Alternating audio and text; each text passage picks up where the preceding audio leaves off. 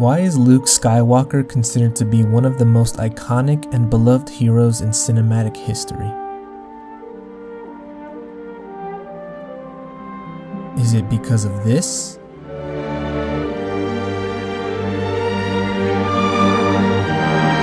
Or this?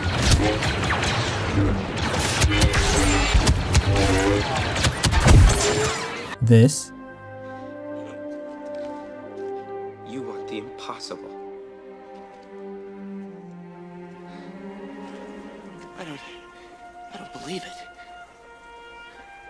That is why you fail. Or this?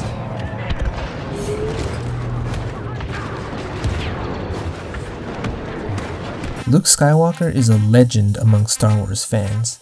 A hero people have grown up with and looked up to for generations. So much so that fans have enshrined him on a pedestal where he is to be idolized and worshipped as an untouchable saint. The problem is, he's none of those things.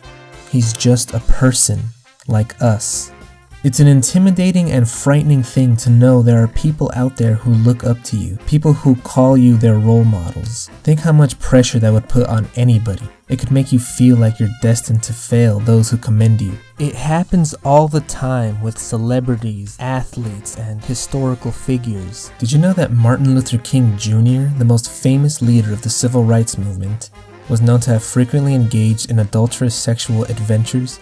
Or that Winston Churchill, the famous prime minister who led Great Britain to victory against the Nazis, he was an imperialist who despised peaceful protesters like Mahatma Gandhi.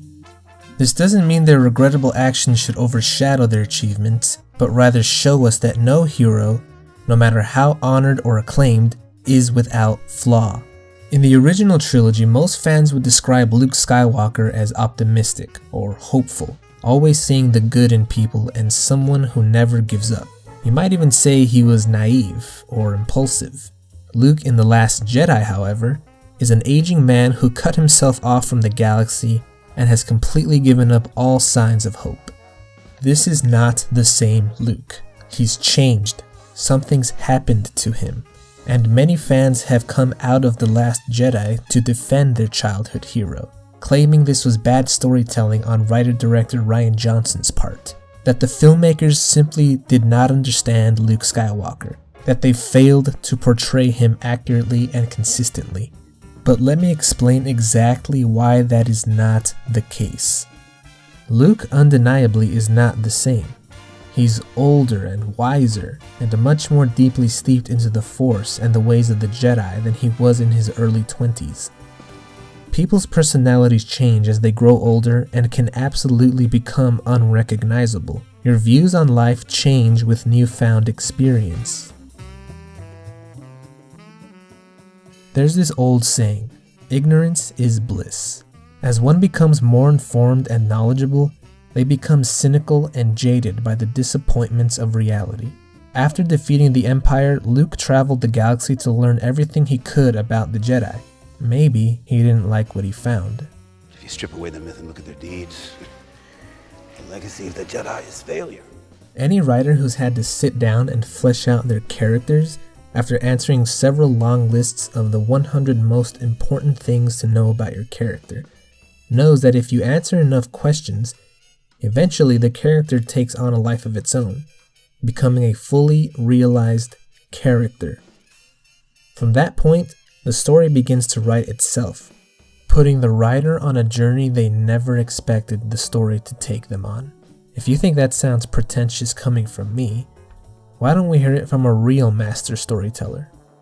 In Stephen King's book On Writing, he says, "I often have an idea of what the outcome may be, but I have never demanded of a set of characters that they do things my way. On the contrary, I want them to do things their way."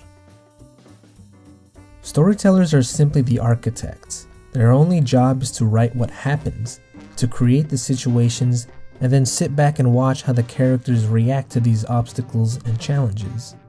The Force Awakens had set up that Luke was training a new generation of Jedi, and an apprentice of his turned against him and destroyed it all. Luke felt responsible. He just walked away from everything. Luke lived through the darkest era the galaxy had ever seen. Destruction, slavery, endless suffering, death, and war. The rebellion fought desperately to bring an end to the Emperor's tyranny, and with Luke's help, Anakin Skywalker was able to fulfill the ancient prophecy, destroy the Sith, and bring balance to the Force. Luke had every reason to believe rebuilding the Jedi Order was the right thing to do, except that would create an imbalance, tipping the scale in favor of the light. And in doing so, Luke took his nephew, the grandson of Darth Vader, under his wing to learn the ways of the Force, and once again the dark side began harboring inside Ben Solo. This is the situation created by writers J.J. Abrams and Lawrence Kasdan. It's now up to Luke to decide how he's going to react. He could do the righteous thing, which is to try and talk Ben out of his temptations, but that doesn't guarantee he'll turn away from them. Snoke had already gotten too much into his head. The only way to ensure the safety and security of the galaxy is to end it all right here, before Kylo Ren ever has a chance to endanger anybody. So he takes the bait from the dark side and ignites his lightsaber. This, of course, is a major point of controversy with some of the longtime fans of the series. Many refuse to believe that their role model, their childhood hero, would ever even consider such a heinous act. And to tell you the truth, it is a shocking reveal to see Luke Skywalker embrace the dark side like this. However, Luke Skywalker is, simply put, not the perfect deity that you've conjured up in your mind for all these years. He's nothing more than a man just as likely to fall for his sinful temptations as any one of us. This version of the flashback is exaggerated, a biased version of the story being shown from Kylo Ren's perspective. Luke here is being portrayed as a crazy-eyed monster. This is the version of the flashback told from Luke's perspective, which tells us what actually happened. And we see Luke realize the gravity of his mistake, but it was already too late to rectify it. This is the lowest point in Luke Skywalker's life. Luke failed his best friend, his sister, the other Jedi in training, the entire galaxy who looked up to him as the legendary hero who brought down the Empire. But most of all, he failed Ben Solo, or rather that's how Luke feels. I failed. Because I was Luke Skywalker. A legend. Luke blames himself for the birth of Kylo Ren. The news of Han Solo's death would not stir him into action. If Luke didn't try getting involved in the first place, he'd still be alive. This does nothing but cement his belief that the Jedi must end. And yet, despite that, Luke has not abandoned the ways of the Jedi. Just like me, they're the last of the Jedi religion. So why does hearing about the death of his best friend not propel him to take action? The Luke Skywalker we know and love surely would have felt compelled to do something. I'll let a Jedi Master explain that one for us. Death is a natural part of life. Rejoice for those around you who transform into the Force. Mourn them do not. Miss them do not. Attachment leads to jealousy. The shadow of greed, that is. Train yourself to let go of everything you fear to lose. Yoda. I am ready. Ben, I can be a Jedi. Ben, tell him I'm ready. A Jedi must have the deepest commitment. The most serious mind. This one, a long time have I watched. All his life as he looked away to the future, to the horizon, never his mind on where he was. What he was doing. Adventure. Excitement. A Jedi craves not these things. You are reckless. Luke is not the impulsive, narrow-thinking young man we were familiar with in the original trilogy anymore. He's a master in his own right, more knowledgeable, more experienced, and better informed about the Jedi ways. There's a book which I highly recommend checking out called The Ultimate Star Wars and Philosophy. Essentially, it's a collection of essays written by various authors about a wide range of Star Wars related topics viewed from a philosophical point of view.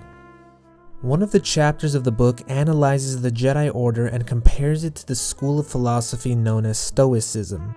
Stoicism advises people to gain wisdom so they may lead a life of high moral standards, to become conscious of what is and is not in their control, to turn themselves away from pleasure as well as pain. Jedi are taught to put their faith in the will of the Force and to never give in to their fears. They have no reason to fear what the Force has planned for them, even death, for that is also the will of the Force. Only those influenced by the dark side fear death, because that means losing their power. To feel remorse, to feel pain and suffering, is to believe contrary to the Force.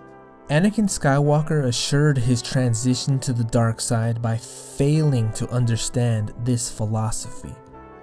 When he faced a similar dilemma, he was driven by rage to avenge his mother. Luke Skywalker was dangerously close to failing in the same way as his father, and he is committed to make sure it never happens again. Jedi philosophy, just like Stoicism, isn't just a subject for study, it's much more a way of life. One that Luke, just like Anakin, was not fully indoctrinated by. He is too old. Yes, too old to begin the training. The need for a well-disciplined mind is why the Jedi Council always refused to train people past a certain age. Which is why Luke, being the imperfect human he is, was still able to allow the personal connection he has with Leia to convince him to change his mind, if only just slightly. As I've already mentioned before, some fans were outraged by the decision to make Luke Skywalker a failure, to portray him as an old hermit who isolated himself from the major events and lives his days out until the day he dies. If you are one of those people, I just can't help but think you are missing the point. Films are supposed to be an emotional experience where we, the audience, are transported to other worlds similar to our own in a thematic way, if not in a physical way, where we can look into the life of another person, people we can relate to, people we're able to identify with, and root for them to succeed. The emotional through line of a film stems from watching our favorite characters endure and rise from their failures. Seeing Luke Skywalker as a hopeless old man who wants nothing more than for Rey to go away and leave him alone is unsettling. But that was the emotion the filmmakers were trying to accomplish. It isn't like they were aiming for one emotion but ended up getting the opposite.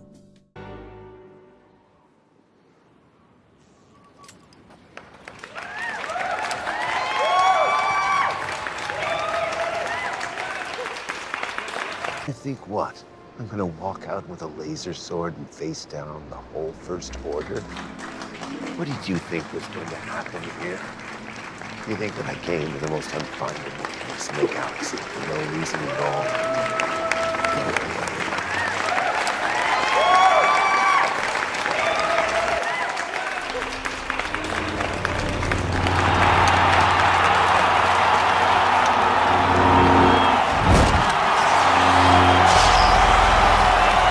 The question the film poses is what happened to Luke Skywalker for him to be this way. Clearly something is wrong with Luke. He's acting different and strange. You're not supposed to be okay with what's happening. The arc of the story is asking you to root for Luke to change his mind because the galaxy needs him. The Resistance needs him. Leia needs him. This is the central conflict of Luke's character arc. People hate change.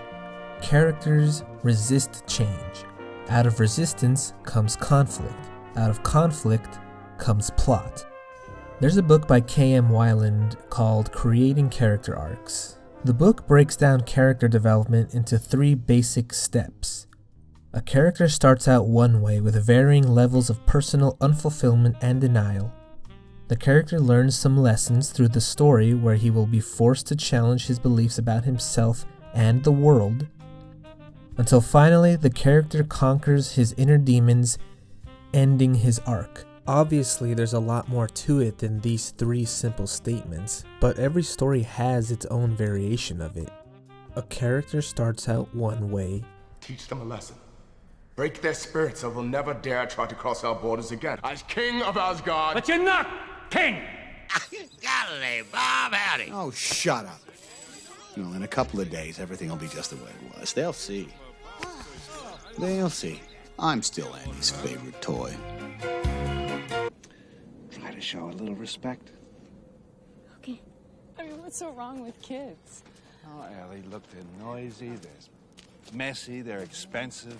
Cheap. The character learns some lessons.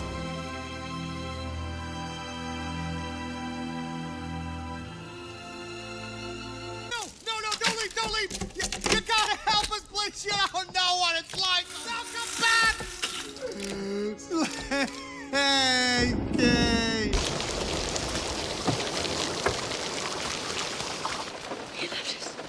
He left us.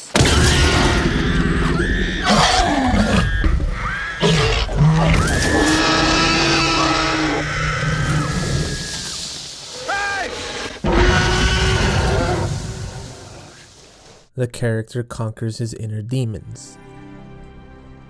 Brother, whatever I have done to wrong you, whatever I have done to lead you to do this, I am truly sorry. But these people are innocent. Taking their lives will gain you nothing.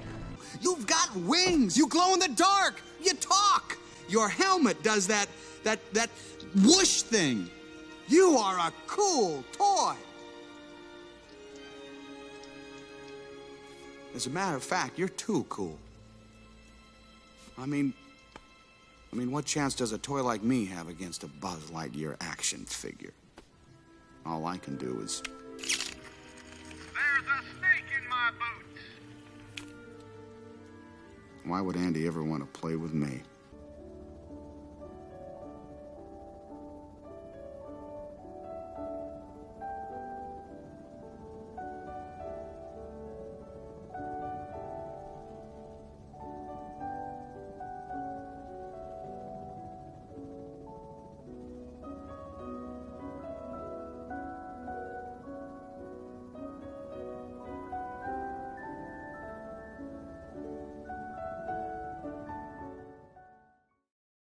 Could they have given Luke a flat character arc where no personal growth occurs and experiences little or no change, where he is lumped in with other old bearded supporting characters like Gandalf, Dumbledore, or even Yoda, where he would simply be the catalyst for the real protagonist? I think that would have been a disservice to the character more than anything else. Just like characters resist change, so will audiences, because the best movies, the best stories can sometimes make us feel uncomfortable. People don't like being uncomfortable. Comfort is a kind of disengagement where you just go with the flow and nothing of any significance demands your attention, whereas being engaged can be discomforting. Suddenly you're being asked to think about hard questions. Often what happens is we see something in a great movie that reminds us of another great movie, but now it's being shown in a new and unique way. It doesn't mean it's better or worse, it just means that it surprised you. It got you involved again, especially if it's something you weren't expecting, and there's a kind of discomfort in that. A piece of art that makes us uncomfortable Whether it be a movie, a painting, or a song, that's what shows us what really matters to us. By the time the story finally comes to a close, Luke comes to the realization that he was wrong. He realizes that the rebellion is reborn, that the war against tyranny and darkness is just beginning, and that the legacy of the Jedi will not end with Luke Skywalker. What Luke accomplished was more than just buy time for the Resistance to escape. In a galaxy that has entirely given up all hope in Leia and her fight against the First Order, once again, it was Luke who reignited that hope. By giving the Resistance, the Jedi, and the entire galaxy a chance on the idea that good will overcome the forces of evil. And just like us Star Wars fans, the people of the galaxy will forever look up to Luke Skywalker, with all his flaws and temptations, as a hero and as a legend for generations to come.